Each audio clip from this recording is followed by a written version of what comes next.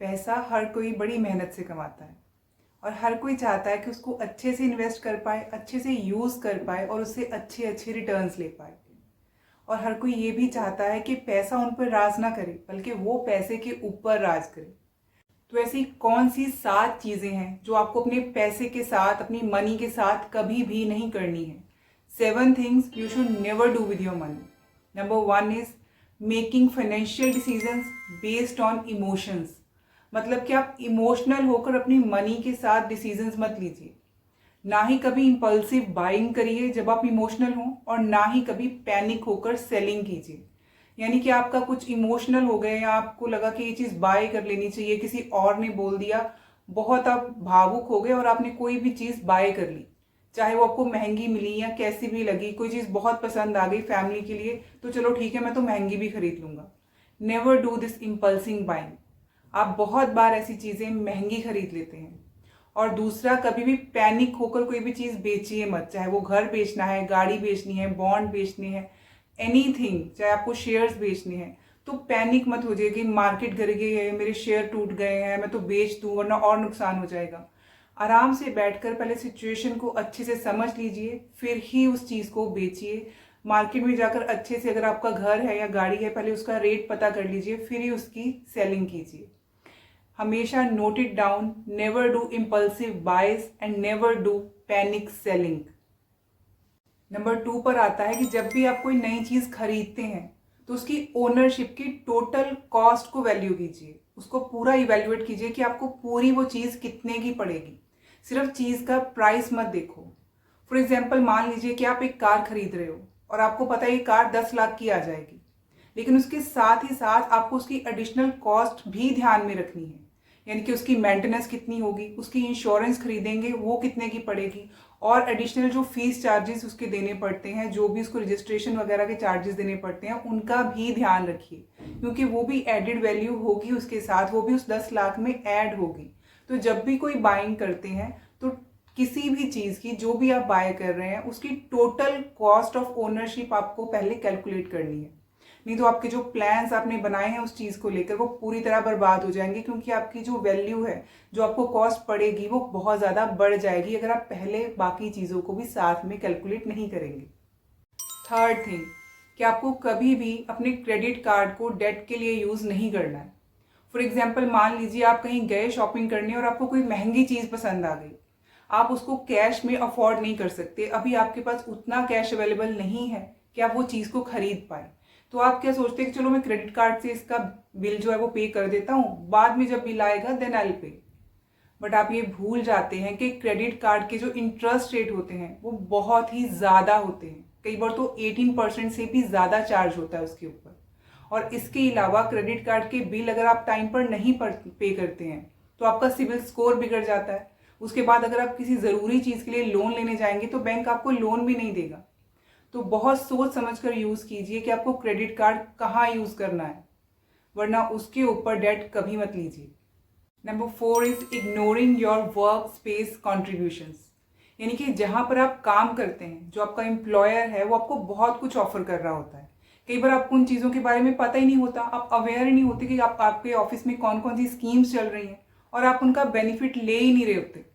तो उन चीज़ों का बेनिफिट अगर आप नहीं ले रहे तो इसका मतलब है you are turning down the free money. कई बार ऐसी बहुत सारी स्कीम्स होती हैं ऑफिस में, आपकी कंपनी में, जिनका आप फ़ायदा उठा सकते हैं। बहुत सारी कंपनीज हेल्थ इंश्योरेंस देती हैं फ्री में, लाइफ इंश्योरेंस देती हैं, या फिर आपके बच्चे की जो ट्यूशन फीस होती है स्कूल में, उसको रीइंबर्स कर सकते हैं आप वहाँ पर जाकर। जो आपका ट्रेवल होता है उसको रीइंबर्स कर सकते हैं आप अपनी कंपनी में। बहुत सारी कंपनी जिम की मेंबरशिप फ्री में देती हैं, और भी हर कंपनी के अलग अलग बेनिफिट्स होते हैं। या फिर अगर आपकी कहीं ट्रांसफ़र हो जाती है तो फ्री में जो रीलोकेशन होती है उसका सारा खर्चा आपकी कंपनी आपको पे करती है। लेकिन अगर आपको पता ही नहीं है तो आप इन बेनिफिट्स का फ़ायदा उठाएंगे ही नहीं।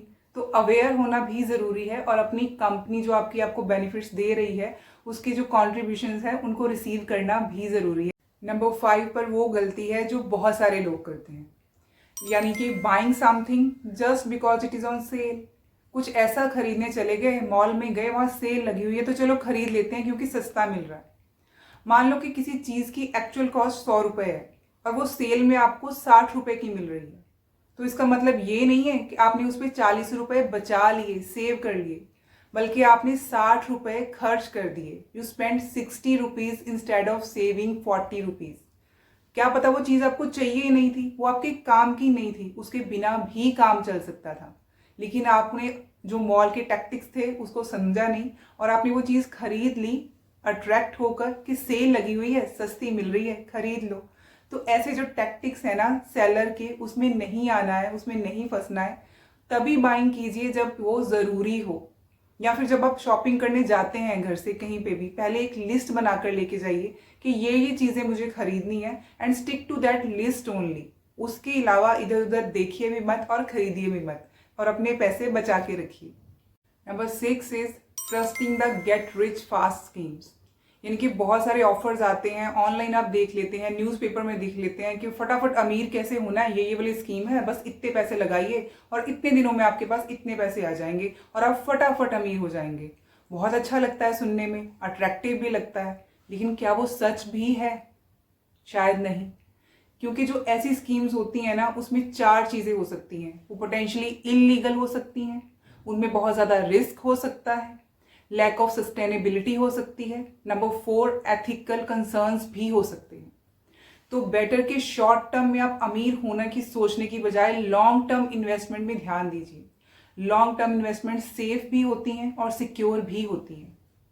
Number 7 is ignoring the power of compound interest, both good and bad. जैसे कंपाउंड इंटरेस्ट आपकी सेविंग्स को बढ़ा सकता है, उसी तरीके से आपका डेट भी बढ़ा सकता है, यानी कि आपका कर्जा भी बढ़ा सकता है। कंपाउंड इंटरेस्ट का मतलब है कि आपको आपकी सेव्ड मनी पर तो इंटरेस्ट मिलेगा ही, साथ ही साथ जो आपने री इन्वेस्ट किया है उस पर भी मिलेगा। फॉर एग्जाम्पल, आपने मान लीजिए 25 की एज में 5,000 रुपये इन्वेस्ट किए 8% की रिटर्न के ऊपर, वो आपने इन्वेस्ट कर दिए। तो जब आप 50 साल की उम्र के हो जाएंगे तब तक आपको 50 लाख रुपए मिलेंगे। लेकिन अगर आप सेम इन्वेस्टमेंट 25 की एज की बजाय 35 की एज में करते हैं, यानी कि अगर आप 35 की एज में 5,000 रुपये इन्वेस्ट करना शुरू करते हैं 8% की रिटर्न के ऊपर, तो जब आप 50 साल की उम्र तक पहुंचेंगे तब आपको सिर्फ 22 लाख ही रुपए मिलेंगे। कंपाउंड इंटरेस्ट को 8th wonder of the world भी कहते हैं। पता है क्यों? क्योंकि ये उनको ज्यादा फायदा देता है जो जल्दी इन्वेस्ट करना शुरू करते हैं।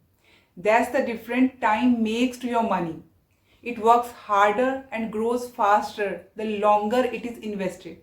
यानी कि आप जितनी जल्दी इन्वेस्ट करना शुरू कर देते हैं, आपके पैसे उतनी ही जल्दी और उतनी ज्यादा ग्रो करते हैं। आई होप ये 7 पॉइंट्स आपकी लाइफ में, आपकी इन्वेस्टमेंट्स में आपकी हेल्प जरूर करेंगे। See you in the next video. Till then take care.